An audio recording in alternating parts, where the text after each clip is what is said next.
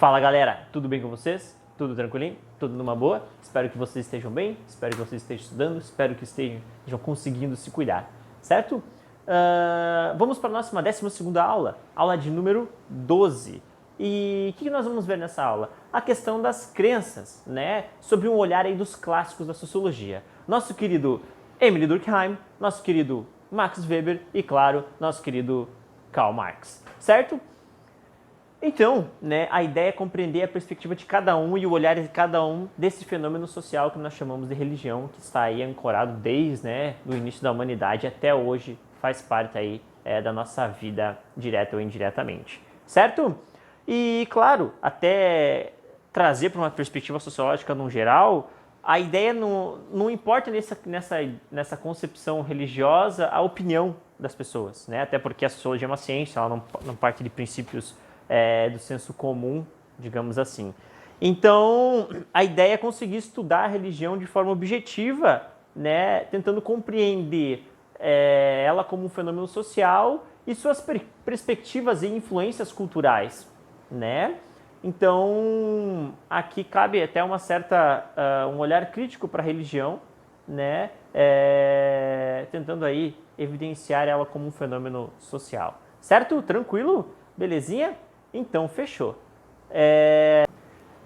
Então, né, nós partimos aqui pelo Max Weber. Vou dar o pontapé aqui pela perspectiva do Max Weber, onde ele traz a relação da ética protestante e o espírito do capitalismo, onde o capitalismo ele se desenvolve graças ao processo da reforma protestante, mais especificamente sobre a perspectiva da religião calvinista, certo? Que também se desenvolve nesse processo aí da reforma protestante. Onde tem sob principal perspectiva, a ideia da predestinação, certo? Onde nós nascemos predestinados a algo, nós nascemos predestinados a fazer e sermos bons em algo, certo? E claro, se a gente está falando de sistema capitalista, a gente está falando de uma relação de trabalho. Ou seja, Deus não me deu força para ser bom em algo, né? Me deu energia, me fez dessa forma para ser bom em algo. E eu estou esperando isso até hoje, tá? Achar ser bom em alguma coisa. Mas, então, ele parte desse princípio, né? De que o capitalismo, ele nasce sob esse viés, principalmente pós-reforma protestante, né? E sobre essa influência técnica que vem com as religiões protestantes. Como assim, professor? Por exemplo, a gente tinha anteriormente a hegemonia da Igreja Católica, né? E se a gente observar as questões de trabalho, principalmente dentro dela, ela tinha uma questão muito fechada, né? Muito enclausurada da questão, o que se estudava dentro da Igreja Católica? A filosofia, a teologia, questões aí mais, digamos, das humanidades, que estão aí mais no ambiente do conhecimento, digamos assim, né? Não que outras formas de conhecimento não sejam conhecimento, né? Mas estão aí muito na ideia no mundo das ideias, digamos assim. E aí, com essa concepção calvinista ou até protestante, você tem uma relação que você não precisa mais ficar enclausurado, né? Você tem que conhecer o mundo, você tem que transformar o mundo, né? Porque esse é o processo de relação de trabalho. E a partir do momento que você é bom em algo, você tem que transformar, você tem que usar aquilo a seu favor.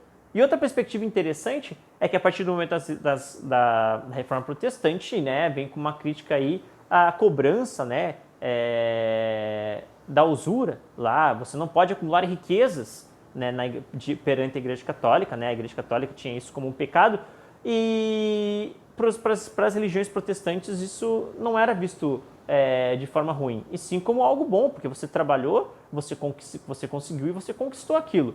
Logo, isso é causado pelo seu trabalho. Logo, o trabalho é uma relação capitalista. Ou seja, você faz parte de toda essa engrenagem, todo esse processo. Certo? E por que ético, professor? Claro, porque se você não trabalhar, você não está fazendo o sistema funcionar, digamos assim. Vou dar um exemplo. Vou dar um exemplo aqui usando nosso querido professor Augusto, né? Nosso querido professor Augusto. E seu filho, né? O Gregório. Logo, está lá meu filho, Caetano, né, brincando com o filho do Augusto, né, o Gregório. Estão lá brincando, tica-tica, tacaraquica, briga ali, blá, blá, blá, blá, psh, dá uma porrada ali, né, pó, pim, pim, psh, né, até que o Caetano chega e fala pro Gregório, Gregório, meu pai perdeu o emprego. E aí o Gregório vai olhar assim, tipo, né? Vocês entenderam o que eu falei agora?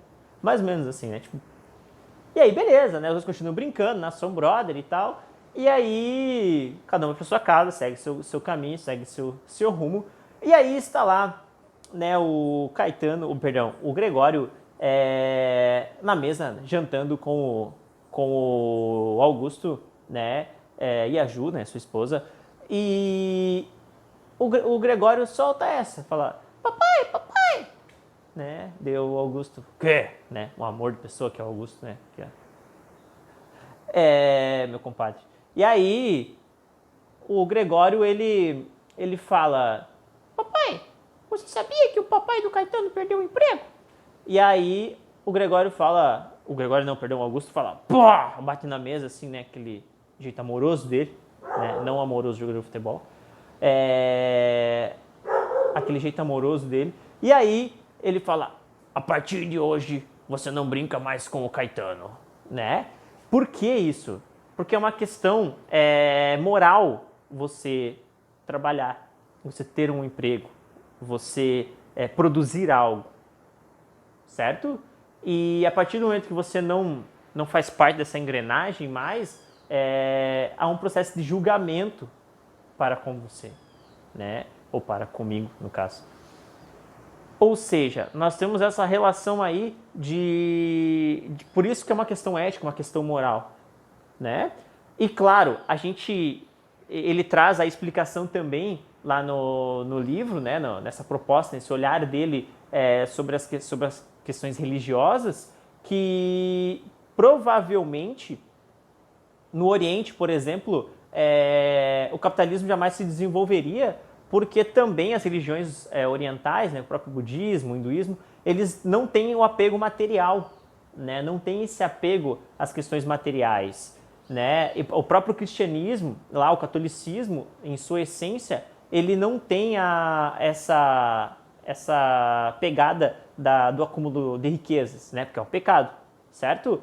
E a partir do momento das reformas protestantes, ele inverte essa situação e é por isso que a burguesia em si, ela no decorrer histórico, ela acaba também assumindo, né, seu papel aí dentro das religiões protestantes, porque a busca da burguesia era ascender politicamente, claro, e também, né, também não pagar imposto, fazer parte de uma parcela aí da população mais privilegiada, né? A gente vê depois os processos das revoluções inglesa e francesa, né?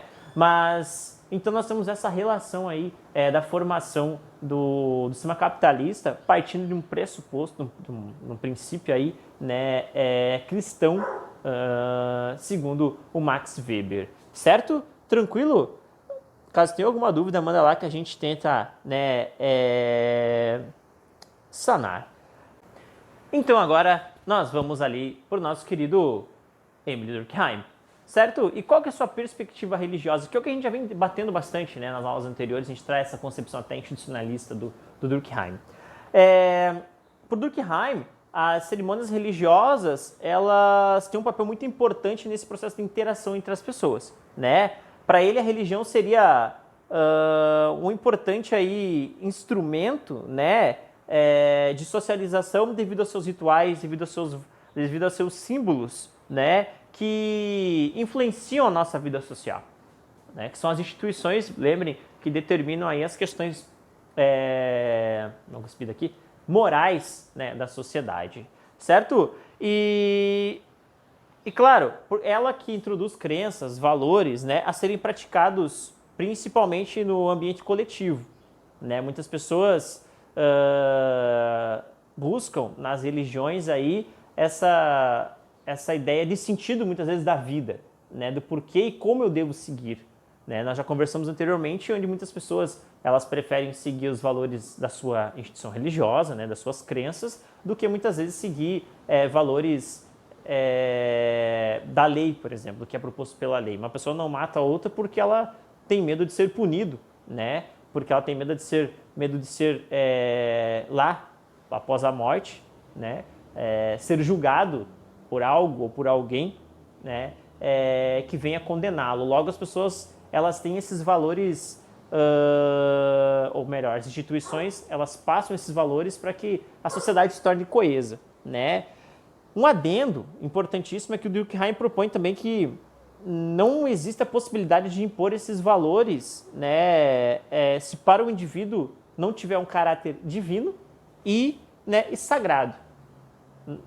Se ele busca numa concepção religiosa, ele tem que ter, ou melhor, para ser essa concepção religiosa, tem que ter um caráter divino e sagrado, certo? Por quê? Novamente, voltamos àquela questão daquele processo de julgamento, né? Porque ele busca se encontrar, né? Ele busca aí se sentir completo.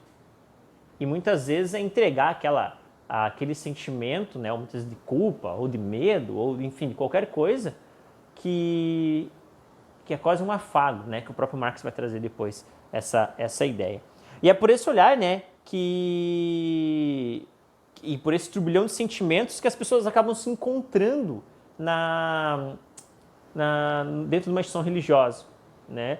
Porque muitas pessoas, muitas vezes, buscam as mesmas concepções, passam pelas mesmas situações, digamos assim, e dentro dessa instituição religiosa, ou até mesmo questões, né, distintas, dentro de instituições religiosas, elas estão ali e acabam se encontrando, né? E aquela instituição passa valores que o fazem seguir em frente, digamos assim, né?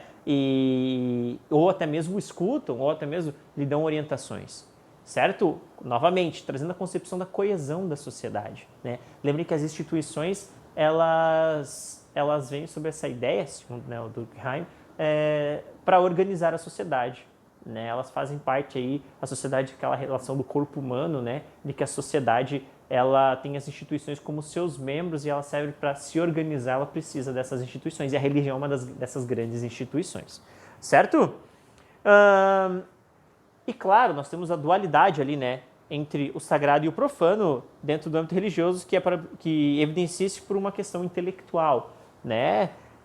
Tal como os rituais se mostram com a força da propagação moral, as entidades impõem, né, a seus seguidores o processo de julgamento sobre eles, né? Nós passamos os valores, se você não seguir os valores, você terá aí um processo de julgamento. Claro, essas entidades, né, a gente pode colocar como esses entes sobrenaturais que fazem esse processo de julgamento sobre esses valores morais que não foram seguidos, digamos assim. Certo? Tranquilo? Então o Durkheim é um pouco mais tranquilo aí, porque a gente já vem debatendo mais aí há algumas aulas, certo? Já que compreendemos então a percepção do Weber e do Durkheim, agora nós vamos olhar para o nosso querido Karl Marx. E ele aí traz uma relação, né, do ópio do povo, né? Ele que traz essa frase aí que muita gente julga sem nunca ter lido os seus textos, sem nunca ter buscado aí conhecer a sua obra, né? Então ele traz aí essa ideia de que o ser humano é um ser, né? É um animal dotado de carência. Logo, cria-se esse mundo fantasioso, né?